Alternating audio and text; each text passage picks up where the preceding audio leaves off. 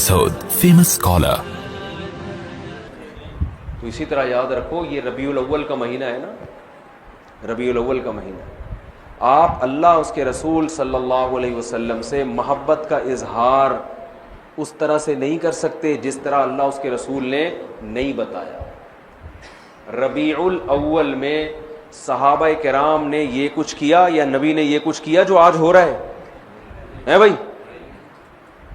میں ایک ٹیکنیکل دلیل دوں، دیکھو نبی صلی اللہ علیہ وسلم کا جو یوم ولادت تھا نا، پیر کا دن تھا۔ کون سا دن تھا؟ پیر کا دن۔ یہ تو صحیح احادیث سے ثابت ہے۔ اب سوال پیدا ہوتا ہے کہ یوم ولادت کیا عید کا دن ہو سکتا ہے کہ نہیں ہو سکتا؟ بہت سے لوگ کہتے ہیں یوم ولادت کیا ہے؟ عید کا دن ہے، عید میلاد النبی کہتے ہیں نا۔ تو ہم اللہ اس کے رسول سے پوچھتے ہیں کہ یا رسول اللہ صلی اللہ علیہ وسلم آپ بتائیے کہ آپ کا ولادت کا دن کیا عید ہو سکتا ہے کہ نہیں ہو سکتا؟ تو مسلمانوں کے ہاں دو طرح کی عیدیں ہوتی ہیں، ایک بڑی عیدیں اور ایک چھوٹی عیدیں۔ ایک عید الفطر، عید الاضحیٰ، یہ سال میں عید الفطر بھی ایک دفعہ اور عید الاضحیٰ بھی ایک دفعہ۔ یہ اس میں ہم نماز پڑھتے ہیں، نہاتے ہیں، دھوتے ہیں اور مصلی کی طرف جاتے ہیں، ایک دوسرے کو مبارکبادیں دیتے ہیں، جانور ذبح کرتے ہیں، ساری دنیا میں یہ منائی جاتی ہے۔ کیا خیال ہے؟ اور ایک ہفتے میں ایک ایسی عید ہے جو ہر ہفتے ریپیٹ ہوتی ہے، جس کو جمعے کا دن کہا جاتا ہے، یہ بھی چھوٹی عید ہے۔ یہ بھی کیا ہے؟ اس میں بھی کچھ عید کا لک اللہ نے ڈالا ہے، اس میں بھی خطبہ ہوتا ہے، اور عید الفطر اور عید الاضحیٰ میں بھی کیا ہوتا ہے؟ خطبہ۔ اس میں بھی 2 رکعتیں، ان میں بھی 2 رکعتیں، اس میں بھی نہاتے دھوتے ہیں، سنت ہے، اور ان دونوں عیدوں میں بھی کیا خیال ہے بھائی؟ نہاتے۔ ان دونوں عیدوں میں روزہ حرام، اور جمعے کے دن بھی روزہ مکروہ۔ خاص جمعے کو مخصوص سمجھ کے روزہ رکھنا حدیث میں اس سے منع کیا ہے۔ کسی کا چھٹی کا دن ہے یا اس کو آسانی ہے تو ایک الگ بات ہے، اس نیت سے روزہ رکھنا کہ آج جمعے کا دن بڑا دن ہے تو میں اس لیے روزہ رکھ رہا ہوں، اس کی حدیث میں ممانعت ہے۔ تو پتہ چلا عید کا لک آیا کہ نہیں آیا اس میں؟ اب مجھے ایک بات بتاؤ، یہودیوں کے لیے مقدس دن اور وہ عید جو ہر ہفتے ریپیٹ ہوتی ہے، وہ کون سا دن تھا ہفتے کا؟ یہودیوں کے بعد عیسائی دنیا میں آئے، عیسائیوں کے لیے کون سا ہوا؟ اتوار۔ تو ہمارے لیے کون سا ہونا چاہیے؟ پیر ہونا چاہیے تھا نا۔ جمعہ کہاں سے بول رہے ہو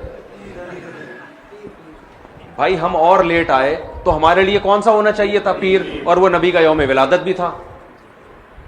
لیکن نبی کا یوم ولادت تھا، اس لیے اللہ نے پیر کو نہیں رکھا، ریورس کر دیا جمعے کو، تاکہ لوگ یوم ولادت کو عید سمجھنا نہ شروع کر دیں۔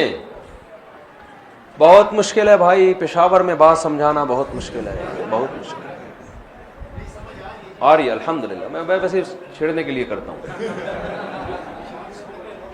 وہ تو کراچی میں بھی سمجھ میں نہیں آتی کسی کو۔ یہ جملہ میں کراچی میں بھی بولتا ہوں، لاہور میں بھی بولتا ہوں۔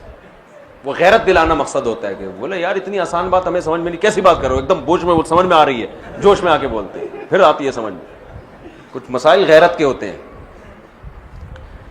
اب آپ بتاؤ کتنی زبردست لاجک کی بات ہے کہ ہونا پیر کا دن چاہیے تھا، لیکن اور وہ یوم ولادت بھی تھا، لیکن اس کو کیا کر دیا؟ ریورس۔ اتنا کافی تھا اس امت کو سمجھانے کے لیے کہ نبی کا یوم ولادت میں عید نہ بنانا، اتنا کافی تھا، لیکن نبی نے ایک اور کام کیا۔ شاید نبی کو معلوم تھا، اللہ نے بتا دیا تھا کہ یہ امت باز نہیں آئے گی، تو نبی نے ایک اور کام کیا کہ پیر کو آپ نے روزہ رکھا۔ صحیح بخاری مسلم کی حدیث ہے۔ صحابہ نے پوچھا آپ روزہ کیوں رکھتے؟ فرمایا میرا یوم ولادت ہے۔ عید کے دن روزہ رکھنا جائز ہے؟ کیا مطلب؟ روزے کا، عید کا جو تھوڑا سا بھی تصور تھا نا یوم ولادت میں، اس تصور کے بالکل کھرچ کے جڑ سے خاتمہ کر دیا کہ روزہ اور خوشی کا دن جمع نہیں ہو سکتے، اور آپ پھر یوم ولادت کو یوم عید کہہ رہے ہو۔ تو یہ وہ کوشش ہے جو اخپل کوشش ہے، یہ اللہ اس کے رسول کی بتائی ہوئی کوشش نہیں ہے۔ خوشی میں کھایا جاتا ہے، روزے نہیں رکھے جاتے۔ ہمارے نبی روزہ رکھے، تبھی آپ دیکھو سعودی عرب میں سب عرب اکثر روزہ رکھتے ہیں پیر کے دن، سنت ہے، ہمارے یہاں رواج نہیں ہے۔ جمعرات کا بھی رکھتے ہیں، پیر کا بھی۔ پیر کا جمعرات کا تو کسی بھی وجہ سے رکھ لیا، لیکن پیر کا اس لیے رکھا کہ یوم ولادت ہے میرا۔ تو خوشی میں کھانا کھایا جاتا ہے، روزے روزہ تو کھانا پینے سے بچنے کا نام ہے. اس کی میں 2 مثالیں دے دیتا ہوں تاکہ اور سمجھ میں آ جائے. آپ کی شادی ہو گئی, فرض کرو, کہہ رہے ماشاء اللہ, فرض کرو شادی ہو گئی, دوست ملتے ہیں, یار سنے تیری شادی ہو گئی, خوشی میں کیا کھلائے گا, یہی کہتے ہیں نا. آپ نے کہا اتنی مجھے خوشی ہوئی ہے کہ کل صبح نہ میں ناشتہ کروں گا نہ تم ناشتہ کرنا, ہم کھانے سے کیا کریں گے, اوائڈ کریں گے. تو کہے گا تیرا باپ دنیا سے چلا گیا ہے جو غم میں نہیں کھا رہا تو. حدیث میں آتا ہے نا جس گھر میں میت ہوتی ہے تو لوگ غم زدہ ہوتے ہیں تو ان کو کھلاؤ جا کے, کیونکہ وہ کھا نہیں سکتے بیچارے, غم میں ہوتے ہیں, پکاتے نہیں ہیں. آپ کا بیٹا پاس ہو گیا امتحان میں اچھے نمبروں سے, لوگ پوچھتے ہیں بھائی بڑا مزہ آ رہا ہے یار, کیا کھلائے گا. آپ نے کہا ڈنر کا ناغہ ہے, آج تم بھی رات کو بھوکے سو گے اور میں بھی بھوکا سو. تبھی عید کے دن روزہ نہیں ہے بھائی. روزہ اور عید ایک دوسرے کے بالکل اپوزٹ ہیں, ضد ہیں. ہمارے نبی نے یوم ولادت میں روزہ رکھ کے بتا دیا کہ آج کا دن عید نہیں ہو سکتی. اور ایک اور بات,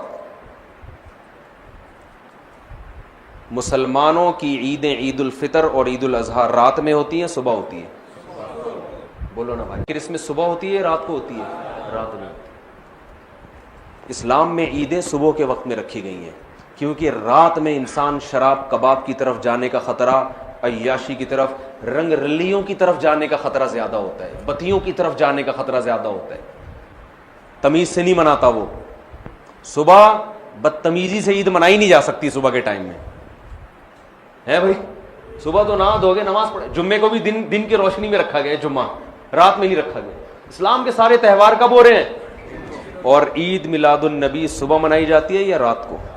جوش و خروش آتا ہے رات کے وقت, بتیاں, پھر ناچ گانے بھی ہونے لگے. آج کل تو کیک کاٹنا شروع ہو گئے, بریک ڈانس شروع ہو گیا. معذرت کے ساتھ کوئی ناچ رہا ہے, کوئی نبی کی محبت میں ناچ ناچ کے گر گیا نیچے, ہے جی, پتہ نہیں کیا کیا کر رہے ہوتے ہیں. یہ وہ کوشش ہے جو آپ کی اخپل کوشش ہے. یہ اللہ رسول کی بتائی ہوئی کوشش نہیں, بلکہ اللہ رسول اس کے خلاف بتا رہے ہیں. سمجھتے ہو بات کو کہ نہیں سمجھتے ہو؟ تو چھوڑ دو یہ سب کچھ. تو اللہ نے قرآن میں کیا فرمایا؟ پہلی شرط نیت آخرت, دوسری شرط کوشش بھی کرے, تیسری شرط کوشش بھی اپنی نہیں بلکہ آخرت والی کوشش, چوتھی شرط وَهُوَ مُؤْمِنٌ, توحید پرست بھی ہو, ایمان بھی ہو.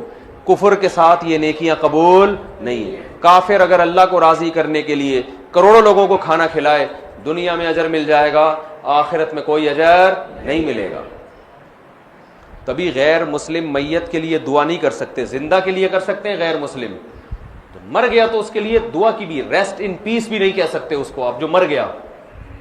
آج کل لوگ کہہ رہے ہوتے ہیں اس کی روح کو اللہ جو ہے نا امن میں رکھے, بس اللہ نے پابندی لگا دی. تو وَهُوَ مُؤْمِنٌ, ایمان. کیا مطلب؟ مزار پرستی یہ ایمان ہے یا شرک ہے؟ شرک ہے. یہ ندا لغیر اللہ, صرف یا اللہ مدد چلے گا اللہ کے ہاں, اور کوئی نعرہ اللہ کے ہاں قابل قبول نہیں. ہم کہتے ہیں ایاک نعبد و ایاک نستعین, صرف تجھ سے تیری عبادت کرتے ہیں اور مدد صرف. یہ صرف کا لفظ بھی لگا ہوا ہے اس ترجمے میں, کیونکہ مفعول بھی جو آبجیکٹ ہے نا اس کو پہلے کر دیا. ایک ہوتا ہے نعبدو کا, اس کا مطلب ہے ہم تیری عبادت کرتے ہیں, اور کا کو اٹھا کے ایا کا بنا کے پیچھے لے آیا. تو عربی گرامر جو جانتے ہیں اس کا مطلب ہے صرف تیری, صرف تجھ سے مدد. ایاک نستعین, تیرے علاوہ کسی سے مدد نہیں مانگتے. تو شرک کے ساتھ میرے بھائی کوئی عمل مقبول نہیں ہے. تو یہ 4 باتوں پر آپ عمل کریں گے تو فَأُولَٰئِكَ كَانَ سَعْيُهُمْ مَشْكُورًا. اللہ فرماتے ہیں ان کے تھوڑے پر بہت زیادہ دوں گا میں. یہ تھوڑا کریں گے, اجر وہاں بہت زیادہ. اور ان پر عمل نہیں ہوا تو دنیا تو آپ واہ واہ کر لے گی, بڑا پروٹوکول مل جائے گا, کوئی کیا بن جائے گا, کوئی کیا بن جائے گا. آخرت میں زیرو. جیسے پہاڑ ہوتا ہے نا راکھ کا, دیکھنے میں بڑا لگتا ہے, پھونک مارو پورا پہاڑ اڑ جائے گا وہ. تو اللہ سے دعا ہے کہ اللہ ہمیں